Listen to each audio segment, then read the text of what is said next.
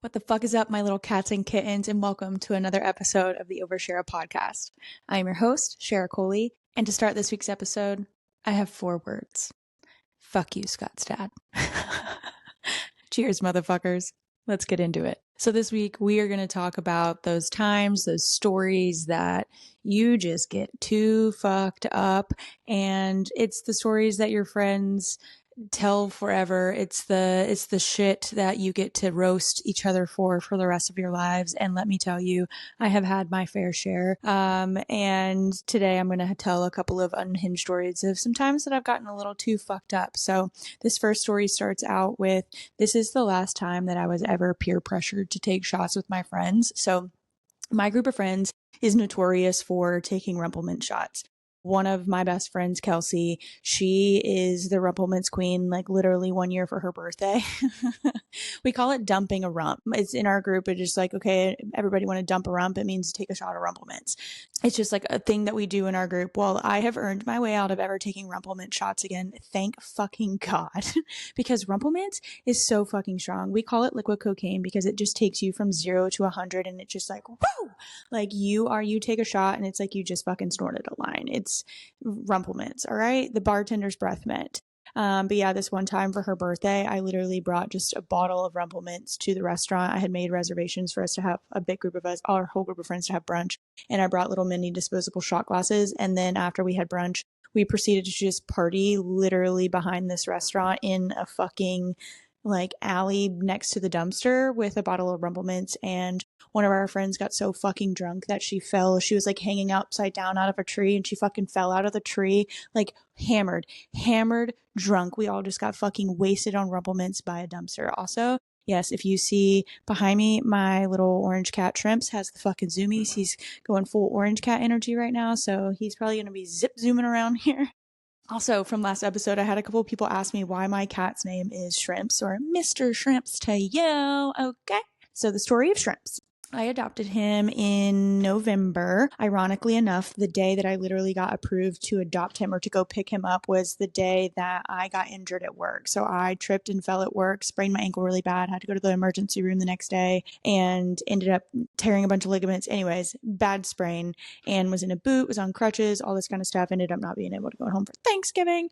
Well, Shrimps, okay, so this girl that I work with, she fosters cats for an adoption agency here, Tomatoes Fosters Club. If you're looking to adopt a kitty, especially any sort of special needs kitties, they have some really good cuties. Check them out, Tomatoes Fosters Club.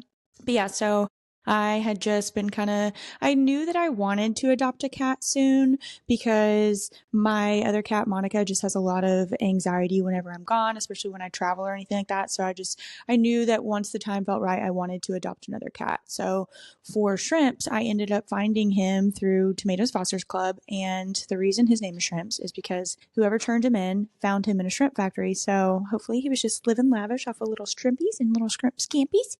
But yeah, he was found in a shrimp factory with a severely broken leg. So the person that found him took him into the shelter and they just basically called Tomatoes Fosters Club and was just like, hey, if, y'all can't take him in and help him get treatment, then the only thing that we know to do is to euthanize him. So they took him in, they took him immediately to the vet. Turned out that like his leg was just too far gone. It had been broken for too long and he was just in so much pain. So they decided to do an emergency amputation. So that's how he ended up as a tripod kitty. And yeah, he's a little orange cat, little orange striped cat, and kind of looks like a little cooked shrimp. So, and he has 3 legs. So Shrimps, he's Mr. fucking Shrimps to you. He's got a bow tie. He's fucking dapper. I love him. But like I said, he's true orange cat energy. So he's being fucking crazy right now. So yeah, so that's the story of Shrimps. So the night that I last time was ever peer pressured into taking shots with my friends was, and the reason that I'm deciding to talk about the story specifically for this episode is today marks the anniversary of that night 2 years ago. It was the Chewbacca's parade. It was my first Mardi Gras back living in New Orleans after I had lived away for 2 years. And so was just super excited about it. I had recently started dating somebody new. So yeah, I was just super excited to be back on the parade.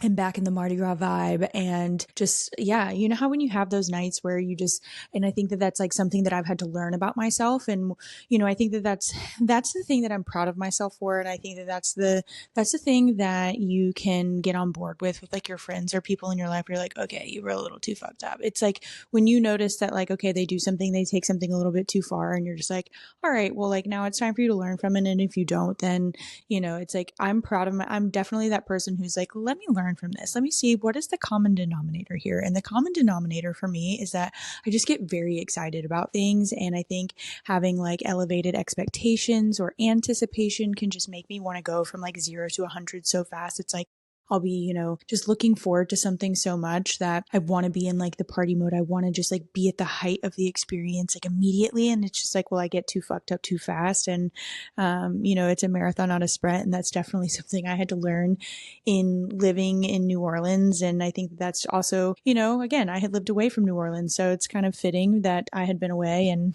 came back. And my first Mardi Gras season, my first parade out, I get absolutely fucking obliterated drunk. And so, yeah, that's the story of that night when I told my best friend's father-in-law and my guy friend's dad, fuck you, Scott's dad.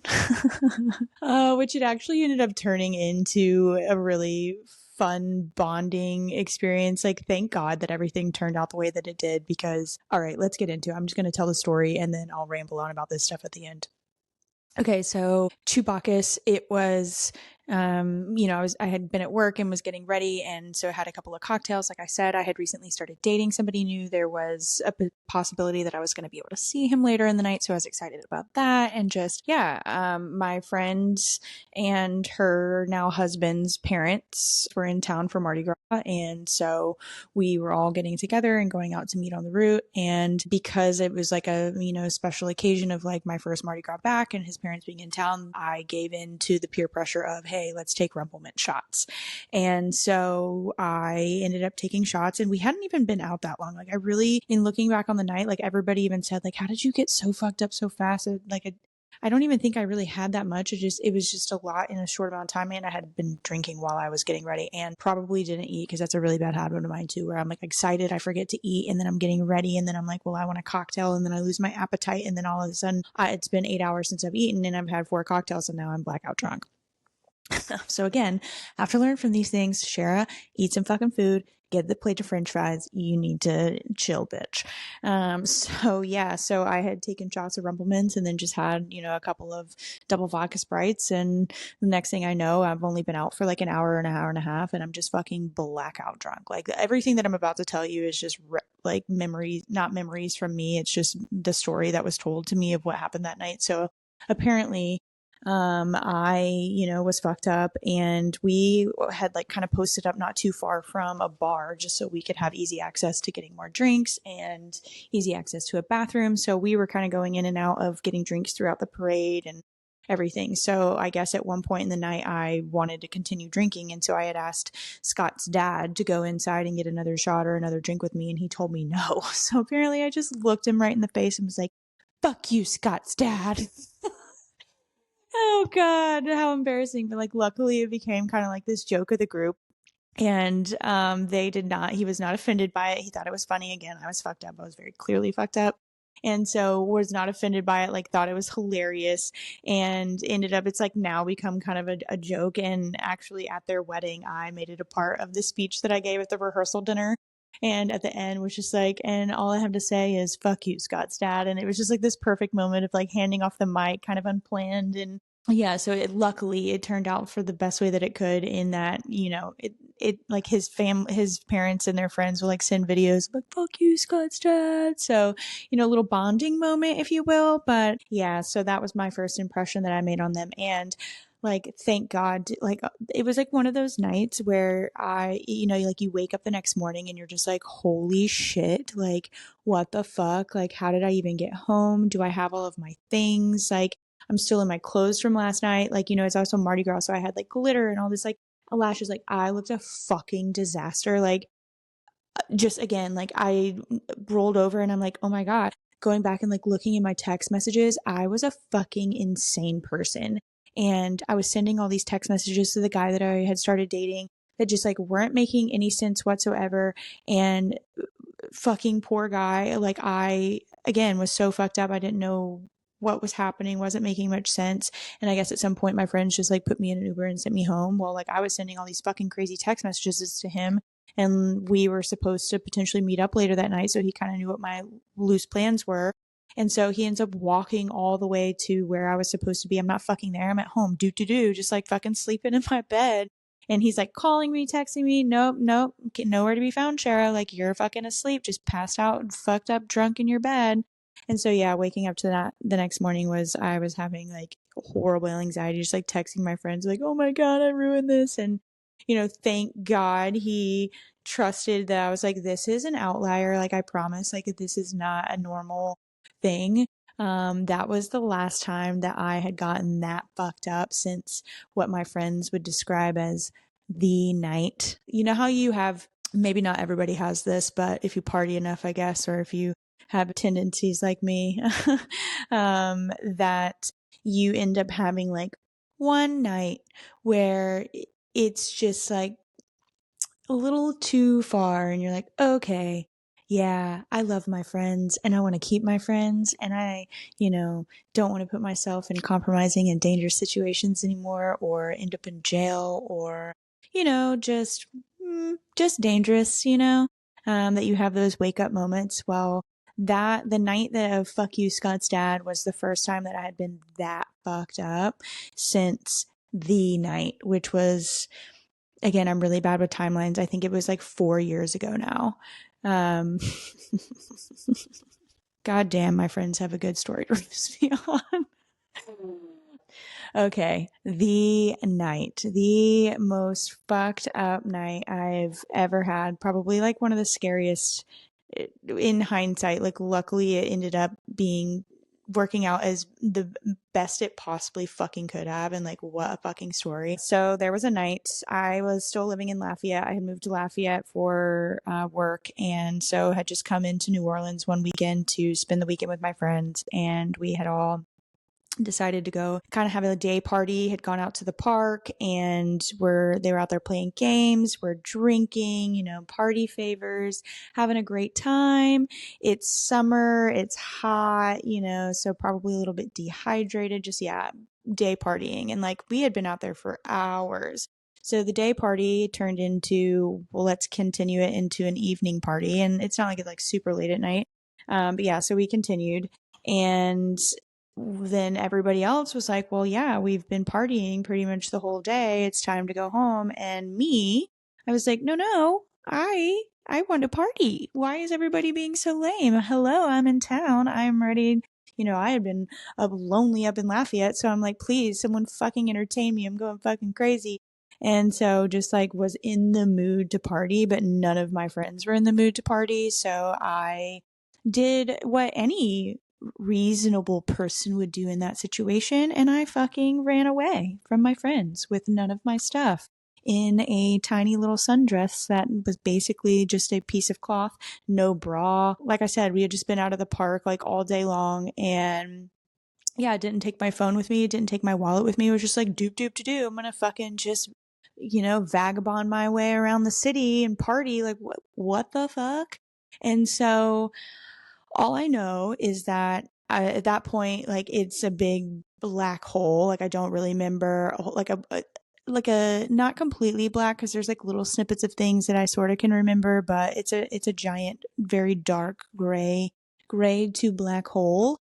And so yeah, so when I came to, where I was sitting on the sidewalk with a homeless man who was braiding my hair.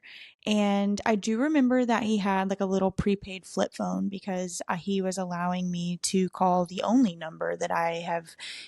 This is something I'm realizing I need to improve, is to memorize a couple of my friends' numbers, because in that moment, the only number, and the number I only still know by heart, is my mom's cell phone number. Like, what the fuck is she going to do for me? She's in Georgia. And it's late at night, so like, of course she's not answering. I'm leaving her voicemails, like freaking out, crying. I don't know where I am. Like, literally no idea where I am, because again, I got like gray blacked out. and like came to. So I don't have recollection of like how I arrived where I was. So like what streets I'm on. I'm a little disoriented because I'm also not super familiar with the area. I live and have always lived more of like Garden District uptown, and my friends live in Mid City. So I just don't know really where I am. And so I can't even tell her on the voicemail of how to find me. And so while all of this is going on, I'm just getting my hair fucking braided by this homeless man and telling stories and, kumbaya. My friends are calling the police, just reporting like, hey, our friend ran away. She doesn't have any of our stuff and we're trying to find her. Like, can you maybe circle some neighborhoods? This is where we were. This is where we've been. Like, cause my friends were also circling the neighborhood, just trying to find me. And so luckily I was being fucking psycho.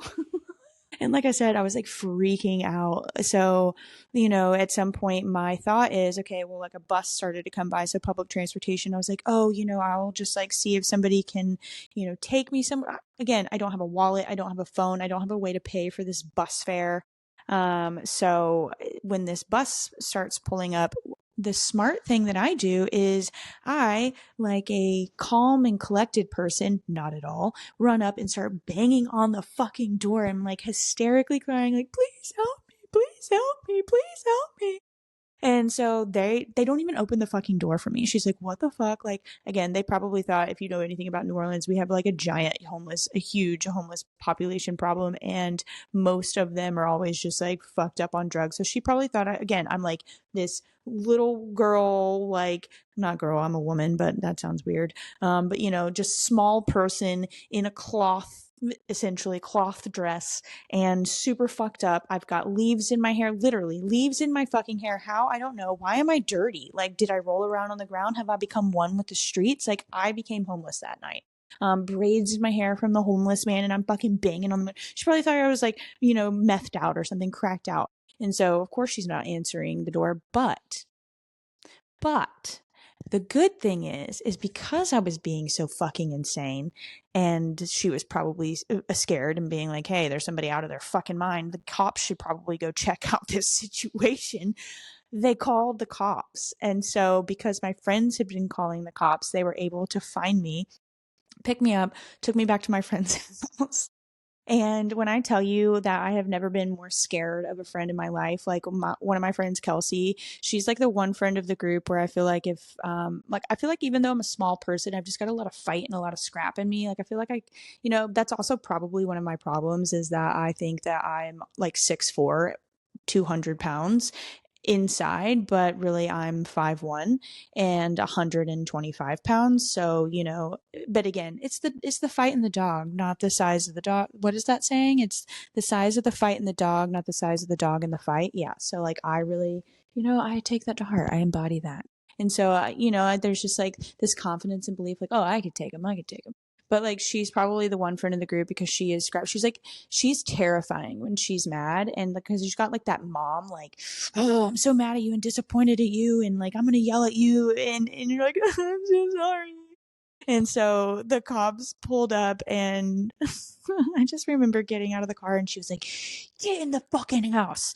And the cops just look at me and they're like, are you sure you want to go in there? And she's like, oh, she wants to come in here. All right. I've got all her stuff. I've got her phone. I've got all her shit. Da, da, da. And so, yeah, then I went inside and my tail tucked between my legs and allowed her to just lecture me, rightfully so. I totally fucking deserve that. Also, it was really scary. And I was like, I'm sorry. I'm just happy to be here and I'm so scared and I don't have the capacity to hear you yell at me right now. I just really want to go upstairs and lay down and go to bed. And so that's exactly what I did. So I went upstairs, I laid down, I went to bed. And then the next morning I woke up to, the wrath that I deserved.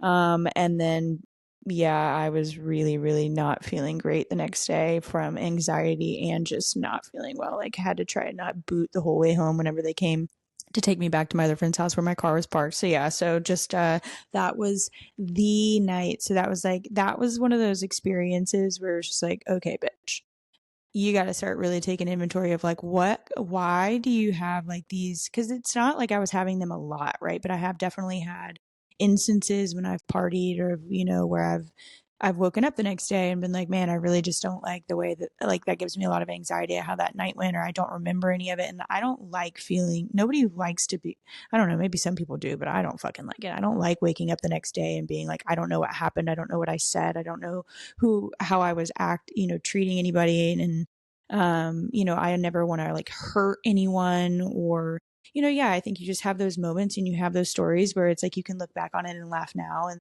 again, I'll be roasted for that for the rest of my fucking life. Right. Again, rightfully so. But it's like, it's in those moments too, where you're like, okay, it's time for me to like actually understand and like take an inventory of this isn't okay. And like, if I continue down this path, like they might not be so forgiving and like they shouldn't be your friends are your friends, but they don't, there gets to a level of like, well, it's a you problem. And so, yeah, that was the last time that I really got that bucked up and just had to say, okay, I just get really excited about things. And when I get excited about things or, I also have to remember again, I'm 5'1" and 125 pounds. I don't have that high of a tolerance. Also, like I don't, you know, if I'm not consistently drinking or partying or anything like that all the time, then, I have to take that into consideration. Or if I haven't eaten, like now is a good period of my life where I really have to be cognizant of that because I'm really struggling to eat because of my condition right now. Like I shared on the last episode, I'm going through a flare up right now, and I'll get into that in a second of just a little bit of what I'm dealing with. So I said I was going to bring you along in my journey. And so I'll bring you along in that journey. But it's even times like this where I have to be really mindful. Like I opted out of going to the Chewbacca's parade tonight for a couple of reasons. So for those who don't really know what Crohn's disease is or ulcerative colitis is, Crohn's disease and ulcerative colitis is in a disease of the bowels. So of like your intestines, your just all of your entire digestive system essentially. And Crohn's, the difference between Crohn's and ulcerative colitis is sort of how it presents in the intestines and like the location of it. So I have both. So it flares up differently. But for me, when I experience, and again, this is Overshare a podcast, so this is probably going to be TMI for some people, but this is what the reality of living with Crohn's disease is. And so when I experience a flare up, what I experience is I have a lot of pain and discomfort in my lower abdomen. It just kind of feels like a constant and almost pressure of needing to use the restroom, but it's like pain. Like you don't necessarily feel like you have to go in that moment. It's just like, it's almost like you have consistent period cramps, but it's like intestine cramps and it's painful. And then so what happens for me is that my intestines just get so inflamed. So just to put it into perspective for you, I just had to do, I had to drop, so you know how you have to like pee in a cup? Well, when you have Crohn's, you get to poop in a cup. So that's fun. So I had to take my poop in a cup and go get it tested, and my calprotectin levels are super high. So somewhere in the normal range is around like 50 or less. I'm at 560. So just, yeah, to put that into perspective, that's an inflammation indicator that I just have super high inflammation happening in my intestines right now. So what happens is my intestines get really inflamed, and that causes essentially internal bleeding. And that's a lot of what happened last year is I ended up just losing so much blood from going to the bathroom, and that I ended up having to get 4 blood transfusions. And my hemoglobin, so normal hemoglobin, you want it to be at least above a 12, and my hemoglobin got down to a 4.2. So like really low. And that was because I was literally like bleeding out, like my intestines were bleeding out of my butthole. And so, yeah, so that happens. So I experience a lot of blood loss. And then I have issues with urgency. So it's like, you know how like a normal healthy person has the urge to need to go to the bathroom to take a poop.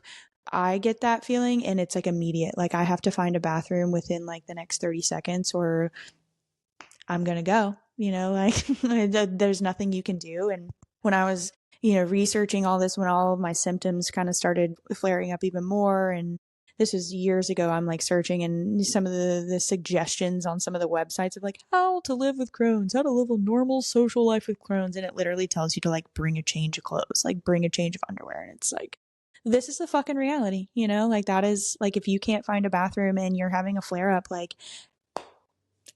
well, good luck. So yeah, so that is, and then, my issue and something that my doctor specifically hasn't really been able to figure out is when I'm going through a flare up, I then also, my urgency issues start to really like rev up at night. So like overnight. So I will just start waking up like every hour and a half. It's terrible. Like I get no sleep because I just have to wake up and I have the urge to go to the bathroom like immediately. And then it hurts. Like I'm just in pain. So like I could just be in there and it's not necessarily like I'm just going to the bathroom the whole time. Like it's not like I'm just in there just taking massive shits all the time. It's literally just like a lot of times I'm just in there and like I'm not even going to the bathroom. It feels like I need to, but it's just like it literally feels like my fucking insides are trying to like fall out of me and like I'm just bleeding out. Like that's what's happening. And it's really debilitating. It takes a lot of mental energy some days. So yeah, they started me back on high dose steroids last week and we're just kind of monitoring it. And based off of some of my labs that have come back, they're just thinking that maybe the infusions that I get every 6 weeks aren't really working or managing my disease anymore. So the next time I go get an infusion, we're going to do some more blood work and some lab work just to kind of test my drug levels and see what's going on, to see if we need to go back to the drawing board to, hopefully keep me out of the hospital. Like I can't even think about that right now. They brought it up the other day of like, well, if we can't get your bleeding under control with oral steroids, like we're going to need you to come in and get admitted so that we can put you on IV steroids in the hospital because again, they're just concerned about the level of blood loss that I experience. So Chewbacca's is today. And so why I say all that, or like why I'm even telling you again, I said I was going to take you on this journey with me, but it's like in these periods of time where like I really struggle to eat because I just don't feel good, like imagine what it is to feel like your stomach is cramping, like I'm just nauseous. And like, so it gets worse when I eat. So like when I eat something, it like induces all of those feelings again, or like my stomach to start cramping and everything. So I really struggle to have an appetite or I get full quickly. So that's definitely an issue that I have. There are days I know I struggle to even get like 1,000 calories sometimes. And so I have to take everything one day at a time. Like there's days where like I'm a super active person typically, but when I'm going through a flare up, because I know that my sleep is so interrupted and I'm not getting enough calories during the day, that it's not smart for me to work out. Like maybe I can go on a walk or something like that just so I'm getting some sort of movement, but it's not smart for me to go do some sort of, physical exercise, like a lot of physical exertion, just because my body needs all the strength that it can to fight what it's doing, and versus me breaking it down. And I just have to be more mindful too of like my tolerance level during these times, and not putting myself in situations where I could maybe put myself at risk to overserve myself, because again, when I'm in a flare up like this, it's just like 2 drinks and I'm so like I think I just feel better being at home and being like, cool, I can have one cocktail and be fine and not have to be out in a crowd. Because another part of it too is that's a reality of like living with Crohn's and ulcerative colitis whenever you're in a social setting, is when you have that level of urgency. Like I can't just go be out in a crowd and not have access to a bathroom easily. Like that's not comfortable for me. And it's just like a really shitty part of having it. But I guess on the flip side of it, it's like the good thing that I can take from it is that I'm a homebody. And I've had many years to experience Mardi Gras. So I don't think that I'm necessarily like, I don't have FOMO like I used to. I'm just as content to stay here. I've got both of my cats sitting right beside me. I'm going to, I'm going to do some crafting. I'm making my dining table into like a little disco table. I'll have to take some videos and pictures of me doing that. I'm going to work on some of my costumes that I'm going to be able to use to hopefully, if I can, participate in some of Mardi Gras this year.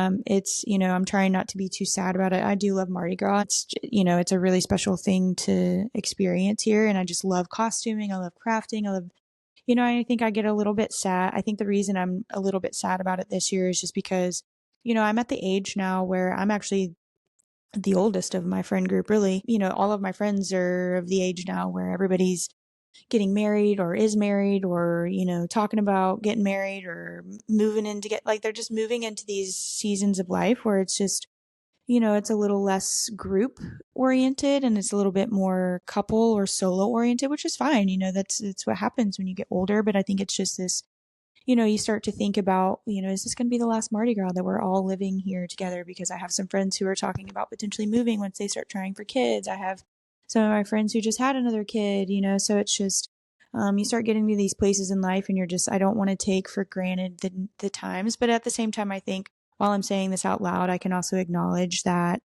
I've had a lot of really beautiful memories during Mardi Gras that like, I don't feel like if I don't have Mardi Gras like that again, that I'm going to be missing anything, because I've had so many wonderful times and memories to just like take hold in the heart and take hold in the memory bank.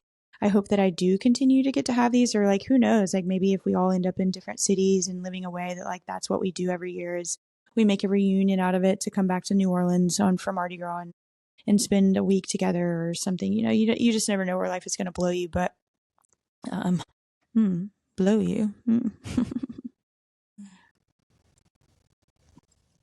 Wouldn't you love that? But yeah, the other day I was just feeling a little bit, I don't know, I guess like sad and like a little bit sorry for myself, because it just, I think when you have a chronic illness like this and you go through a period of time that when I got so sick and I was in the hospital last year, and you go through something like that, that you just come out on the other side of it different and with a different perspective. And I think that last year, in essentially being forced to not participate much in Mardi Gras, that I was able to learn things about myself and learn things about taking note and taking stock and joy in the smaller things that actually matter. Like missing that one parade, like sure, you can have those memories and everything, but there are so many other small moments that can mean so much too. And I think something that I really got to experience last year was like slowing down and going on walks with friends, or, just going over and hanging out on a friend's couch. Like it doesn't have to be this planned big going out thing. It can just be like, okay, well, I'm in a place in life where I have to slow down because I can't go out and party like that. I can't go out and be in crowds like that. I can't do that. So like, I want to find ways to still experience connection and still experience it where I'm not feeling like I'm missing out on anything.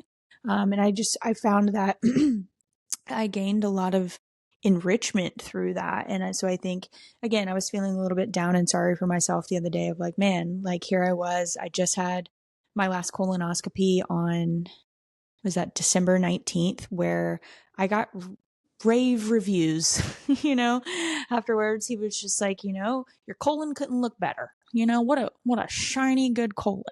I'm just kidding. No, he was just like, there is some scarring and stuff in there just from how sick you were last year. But as far as the results, like I couldn't have asked for them to have looked what they are from where you were. Like it looks like the medicine is, I think what I'm seeing is that the medicine is working. I think, we can continue on this treatment plan. It's working. And then it wasn't maybe a week or two later that I started experiencing flare-up symptoms again. And at first was kind of just not thinking much of it. I was like, oh, I just had my procedure. Maybe there's just like some residual. I'm not sure. Then I was like, oh no, like this is definitely, and then, started coming to terms with it. It's like I also had like a little bit of a lapse in getting my infusion because insurance is a fucking nightmare. And at the beginning of the year, they always have to re-verify everybody's insurance to continue treatment. So they basically pause everybody from being able to get treatment until they can re-verify that you do in fact still have the same insurance. And so I had to wait like a week and a half in between when I was supposed to have my infusion. So I don't know if maybe that had anything to do with it. It's a bit concerning that I had, what my doctor is saying is that it's a bit concerning that I had my infusion and I'm still regressing like this, that it didn't start bringing it on the upswing. And so again, just based off of some of my most recent labs and my symptoms and everything, he's just thinking that maybe the efficacy of the infusions is just not working anymore, or we need to up it. We need to increase the frequency. So there's just some variables out there. And just feeling like, man, I thought I was out of the woods. I thought I was finally to a place where it felt like a new normal that I could cope and deal with. And then to be feeling this way, because I literally have had days recently where I haven't been able to go to work. It's like I just haven't gotten enough sleep the night before. I'm waking up every 45 minutes to an hour, or, like if it's a busy day and I'm like, we only have one bathroom and the next closest bathroom is, over and up the stairs. And like, that's just really uncomfortable for me to have to be put in a position to like take that risk today. Like so again, it kind of put me in a funk of like, man, I thought that I had reached this place of, uh, remission. And I feel like I'm kind of back to square one. So I'm back on steroids. So it's just, I think that this Mardi Gras season, I'm just gonna try to shift it and, participate in what I can and still try to I have to just recognize like this is just what life is. And I'm lucky that I have friends who I can talk to about this and people in my life who help support me through times like this. So yeah, so that's why I didn't go to the parade tonight, because I don't want to shit my pants in public. I am really actually starting to feel a little bit better with the steroids. I like last night I didn't wake up overnight, so that is a good thing. It does at least help me make it through the night. The problematic thing is that one, you can't stay on steroids for a long period of time. Also, you're probably going to start, if they keep me on these for a bit, you don't notice it until you start looking back, but I'm sure people on the outside can notice it more than I see because I see my face every day. But you get moon face, so like I'll get bloated, my face will literally, because I always kind of have like, I've always kind of had more of a round face, and anytime I gain weight or fluctuate weight, my face just like can get kind of chubby, but or holds the most like water or anything like that. So like after a night of drinking, my face will sometimes be swollen. But yeah, so get moon face. It's pretty hard to sleep whenever you're on them, just because it's basically like taking speed. And so the side effects of it can make me super depressed. So yeah, the side effects of them on that regard really suck, but they do really help. It's just not a good solution long term. So that's why we have to start, hopefully finding other alternatives, because the surgery is not an option. Okay, we're not there yet. We ain't doing it. No poop bag for me. At least not yet.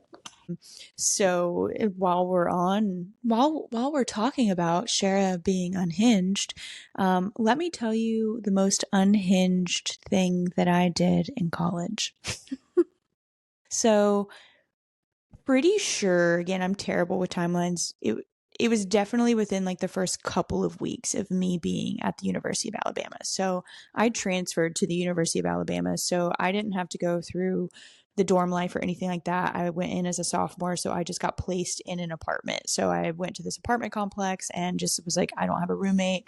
I want to, get just placed with people. So I had lived in a 4-bedroom apartment. So I had 3 roommates, again, all strangers. And it was the first Alabama football game that I was going to with my roommates. And I was so fucking excited. Again, this goes back to the what I was saying about I get too excited and just like want to go from like 0 to 6 to 100 so fast and just get too fucked up and too crazy shit. Like I have an alter ego for sure. Like I don't know who she is, but we are not inside. It is someone else. There is something else living inside when that blackout happens. And she's fucking crazy. So yeah, so the first Alabama football game that I went to, got super fucked up. We get back from the game, we're partying with our neighbors, and like I said, I had 3 roommates. So one of the roommates' rooms was like the window was facing out to the porch. So we had the door and then her window, and that was like where the whole porch was. So we had all been hanging out again, like going back and forth between the neighbor's house.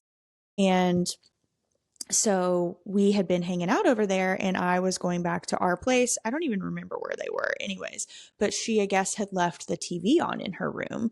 And to me, it sounded like people were talking. So the front door was locked and I didn't have my keys or anything like that to get in. And so I'm like banging on the door, like, let me in, blah, blah, blah. And so nobody's coming to the door. I'm like, these fucking bitches are just like locking me out of my place. Again, it's like week 1 or week 2 of me being there. I'm like, these fucking sluts keeping me out of my apartment. Like, fuck these bitches. I'm going to get inside. Cause again, the TV's going. So I think that they're talking inside. So we had this white plastic chair sitting on the front porch. And so what do? Yes, I grab this chair and I proceed to smash one of my roommate's windows out with it. And then I take my fucking flip flop off and I clear the glass out of the window and I fucking dive through the window into her room, to which, like, glass on me. And then at some point, I guess I realized that no one is in the apartment. Like, that's why the door is locked, because they were gone. And I had smashed her window, and I guess I just was like, well, I'm gonna go lay down now. So apparently, I don't know how I didn't get in more trouble for this than I did, because I got in like zero trouble. Like, I'm pretty sure my parents just had to pay for the window, which, like, sorry for that. But yeah, zero repercussions. Obviously, this roommate hated me forever, and she ended up basically like living with her boyfriend for the rest of the time. Again, rightfully so. Like, what a cunty thing of me to do, but learning pains. Funny story. So here we are. But yeah, apparently whenever the cops came, I just told the cops, I think I have glass in my panties. Oh, fuck. Iconic night of college. But yeah, just super unhinged shit, like, in looking back, like, I know that I'm not the only person. We all have these stories where, like, holy shit, how the fuck am I alive? How did I not get arrested? Like, how, did I not, like, the amount of times I've partied in a field or in a parking lot or in just like the sketchiest environments, or just gotten, again, like, it is insane just that kids are allowed to go to college. What a time. What a time. Roll motherfucking tide. Oh my God. Now I'm thinking back to living in that same apartment, and holy shit, me and my best friend Barrett, we threw some fucking crazy parties. Like, we really went in for the themed parties. We were the themed party girlies. And at that apartment where I busted the fucking window, there was this party that I threw that was this luau party. I'll have to post a picture of it. Where I literally turned this place into a fucking beach. I'm talking, like, we put tarp down, we put sand down, we had so many kegs, we dressed in luau. I don't know how we got so many fucking people in this apartment, because I'm talking, like, there had to have been at least 150 people who came through this tiny little apartment door. Like, I mean, there were so many people there, like, so tight. We had so many fucking Jello shots, like one of those giant, like, 10-gallon coolers just filled with little cups of Jello shots, like, insane parties. There's this one party that she threw at her house too. I remember it was like this Playboy bunny themed party. Oh my God, what a night this was. So she threw this Playboy bunny themed party, and obviously, so we're in like fucking lingerie, and I decide to leave with a couple of guys to like go hang out. Well, one of the guys, I won't give away his name, but he was a kicker for the University of Alabama at the time. And this motherfucker was like basically trying to come on to me, and I did not want to engage with him. I did not want to make out with him. I did not want to do things with him. This asshole ended up fucking kicking me out of the car. Again, I'm in a Playboy bunny outfit. So I'm in like ears, I'm in a little bra, like lingerie. Okay. I'm dressed as a fucking Playboy bunny. And he literally made me get out of the fucking car and left me there because I wouldn't hook up with him. Like, fuck you. That's why you were a shitty little kicker. Shitty little kicker. You probably had a really small dick too. So, that's the problem with men. Like, go fuck yourselves, that, like, because a girl doesn't want to hook up with you, that you think that you have, because you're a kicker. You're a kicker. Like, you kick a fucking ball. Oh, you kick it through a goalpost. What am I supposed to, like, fucking jerk you off because you kick a fucking ball with your foot? Get out of here. Like, I'll eat you for breakfast. Also, I'm letting my tan bake under here. I put on some self tanner because I am still traumatized from being bullied as a kid, of being called Casper. I used to have to wear my cheerleading outfit to school, and the kids used to tease me and say, "Oh, oh, Shara, why are you wearing your socks up so high? Just kidding. It's your pale ass legs. Or they'd call me Casper because I was so fucking pale. So then I developed a really unhealthy attachment and need to go to the tanning bed, which then morphed into a need to put self tanner on. I don't do it as much as I did. I used to, but I still have, it's still like baked in there that I'm just more acceptable to society and more attractive whenever I have a tan. So I put some self tanner on but I didn't put on my face because I do that before I go to sleep. And so my hands look a little weird anyways. Yeah, men who just think that because like, oh, because you have status, because you kick a fucking ball, like, I'll kick you in the fucking dick, okay? Like, you think that I'm just supposed to be obligated to want to make out with you or obligated to want to suck your dick because get the fuck out of here. Like, I think that is, I am actually really turned off by men who use money or status or vocation or like anything like that as like a leg up, as like, oh, well, I'm better than somebody because I make this much money or I drive this kind of car or this is what I do for a living. Like, I do not give a shit about any of that kind of stuff. Like, I care way more about the integrity of a person and the quality of somebody's character than I do about and how they treat me and how they treat my friends. And yeah, just I would say even like their perception of themselves and their emotional maturity than I don't give a fuck if you make $10 billion a year. And, I mean, I guess maybe if you're willing to give it to me and I don't have to interact with you and you just, but I really don't think that I could be one of those people. I don't have the ability to placate people. That's why I really sucked at like happy hour bartending when I was a bartender, is because I don't want to have just stupid, unfulfilling conversations with people that I don't, there were some people that I enjoyed connecting with and learning about their lives and being a part of it. But then there's other pieces of where I'm like, I don't want to entertain you, you dirty old man. Like, I'm sorry. And I don't have to. I'm going to walk over there. But yeah, I am not one of those girls who cares. And I think that just comes from, I guess, a little bit of my upbringing. Like, I've never really been like a designer girly. It's not that I wouldn't, be open to having a designer bag or something. It's just not something I'm going to spend money on or something that I even care about. Like, it's not something I would ask for as a gift. Like, I just, my car, like, I've had it since it's a 2013. Like, I'm going to run that thing into the fucking ground. It's paid off. Like, I don't give a shit. So yeah, so I just can't get on board with men who think that because they, have money or power or status or they kick a fucking ball that they're deserving of something more than another person. Like my message to them is, you can go fuck yourself because I'm not gonna fuck you. So suck your own dick, bitch.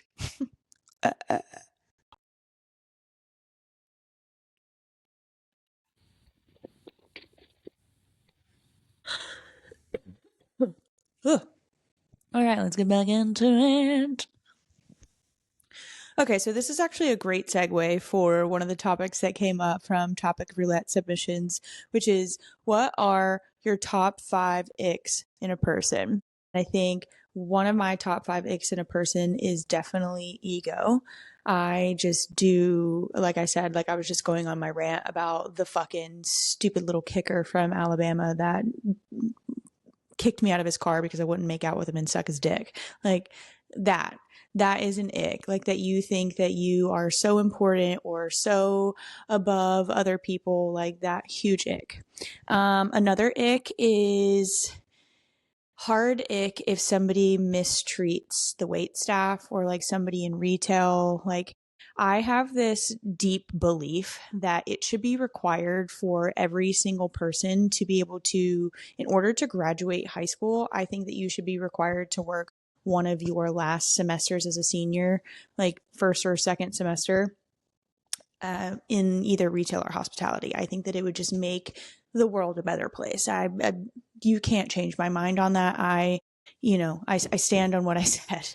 Everyone should be required to work in retail or hospitality at least for a few months of their life. I just think there's just so much that you can learn from working in those environments and having to work in that type of team environment as well.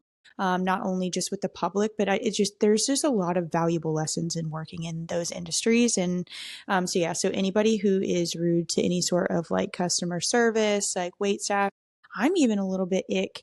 I've definitely had moments where I can get a little bit, frustrated on the phone with like a customer service representative. But at the end of the day, like I know that it's not their fault that my internet is slow, right? It's not their fault that I'm paying for an internet service that I don't believe I should be paying for. So like, why am I then yelling at this person? Or like when people get mad at like a waiter or somebody in like retail hospitality, and they're like yelling at them, I'm like, who taught you that reaction, that like pitching a fucking fit and throwing a tantrum and literally treating somebody like dirt is the appropriate response, and the way that is going to get you your way? Because shit, if you're yelling at me, like the last thing I want to do is give you your way, but at the end of the day, I can't know what you're going through in your life. And, I have to take that approach too, of like, you know what? This person could have just had the worst day of their life. But yeah, I think that if I was around somebody and I knew that they weren't just having the worst day of their life and there was a reason that they were treating them, that's an ick. Don't be mean to people in hospitality. Also like tipping. I think I'm a judgy tipper. Like if I notice that if you don't tip at least, I mean, I feel like I can let 15% slide sometimes, like at a restaurant. I'm not talking about, I think it's a little crazy, all like the amount of tipping that has come out now, but I'm talking like you sit down at a restaurant and, normal tipping. But yeah, I would say like, I mean, I'm more of like a 20 to 25% plus tipper, but that's again because I worked in hospitality for a while. So yeah, I'm a judgy tipper. If you're not a tipper, that's kind of an ick for me. Let's see. What else is an ick? I just, I think like somebody's level of personal responsibility can, like lack of it can be an ick for me, because I would say that personal responsibility is one of my top core values. Like I am just a very personally responsible human and take a lot of accountability for myself and what I say and what I do. And so I think in just being an integral human and just doing what I say that I'm going to do, or I would say that most people can count on me to be pretty consistent. Like if I tell you I'm going to do something, I'm going to do it, or I'm going to communicate with you about it. And so I have that level of personal responsibility and accountability about myself, that if somebody else lacks it, and I'm talking about icks in like partners too. I'm not talking about just icks. I mean, I guess I can view this as an ick as just a human being too, because it kind of icks me out when just humans don't have personal responsibility. Because I'm like, what the fuck are you doing? Like, get it together. Like, you're the only person you have in this world is you and you alone. So fucking get your shit together. Yeah, personal responsibility. Okay, so that's 3. Ego, how you treat wait staff and customer service representatives, along with tipping, and an inability to read the room. I saw this meme on Instagram, and so this is just like very fitting for the times that we're in right now. But like, yeah, not being able to read the fucking room is a huge fucking ick. Like, how? Like, the elephant is giant, the vibes are loud, like pick up on the fucking vibe, or you're just like, how you've like been around those people where you're just like, you are definitely not picking up what's being put down here. Like, how is everybody else on the same page, but you're not? Like, you just can't read it. Huge ick. I think that just like, I think when you can't read a room, I think the way that I perceive it, this doesn't necessarily isn't a fact, but I perceive those types of people as less intelligent. And so I think that's what I get icked out by. I'm like, well, you're just ignorant and dumb, and that is icky to me. Ignorance and dumbness is icky to me. So yeah, not being able to read the fucking room and being ignorant and dumb, icky, icky, icky, ick, ick, ick. Orange spray tans on men, that's also a pretty big ick. Speaking of spray tans on men, you know what actually is an ick for me is like super buff guys. I am not attracted to like super ripped, super buff guys. Like I think the reason that I'm not attracted to guys like that is because it takes a certain level of ego to achieve that. Because what I know to be true about that industry, because I've been a part of it, I used to compete in figure competitions and bodybuilding type competitions and things like that. So I've been around those types of people, and I've potentially even, I think some of the reasons I was involved in it was definitely very self-promoting, and like I wanted to be ripped. I wanted others to look at my body and be like, wow, look at those abs. And so, yeah, I think there's just a level of ego that those kind of people have, or like just a level of vanity, because when you get into it for getting that ripped, or like, some people are just genetically blessed. Like there are some men or some women who can literally just like, diet fairly decently, like not too strict, and work out, and they just have a beautiful physique. Like it's just genetics. But then there's a level of like, I don't think many people understand the level of intense commitment and preparation and everything that goes into being that lean. Like it is a major sacrifice, like especially for a woman to be that lean. We're not meant to be that lean.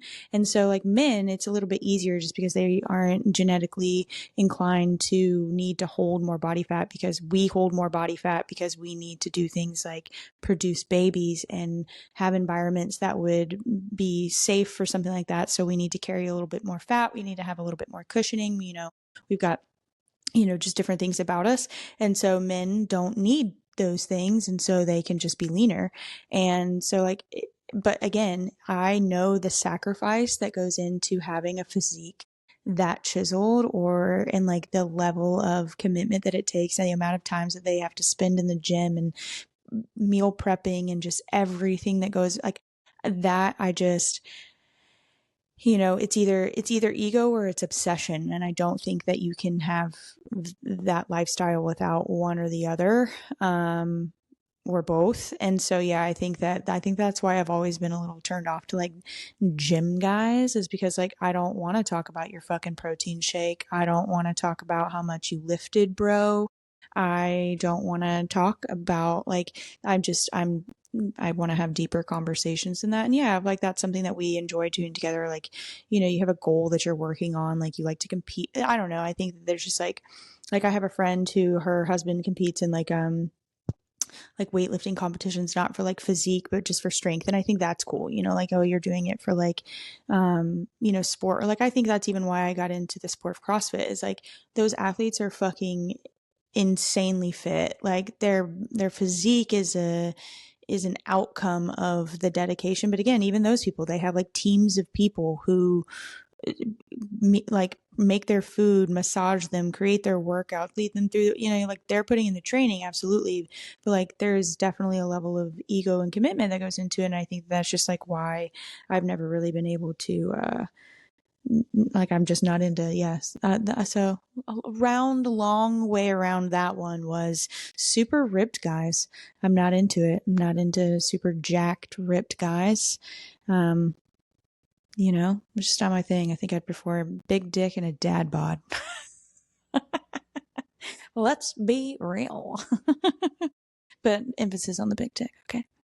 But yeah, so that is a couple of unhinged stories of, the times of Shara's past, and a little anniversary on tonight's Chewbacca celebration. I hope that you guys enjoyed a couple of these stories. What you can expect is that I'm going to start releasing episodes on Thursdays, is what I've decided. And Thursdays just feel, like a good day. I feel like it's like a thirsty Thursday. I've always loved a Thursday. It's the, Friday Eve, and Thursdays has just always really given me good vibes. And so, yeah, Thursdays is going to be the release date for each episode. So topic roulette, again, what that's going to be is just, somebody submitted in a topic today of, what are your 5X? So like, it can be really anything, questions, it can be topics, it can be words. So if you have any, drop them in the comments, and I will pick something for next time to talk about something that you submitted. So thanks again for joining me for another episode of the podcast, and I will see you all next Thursday. Bye now.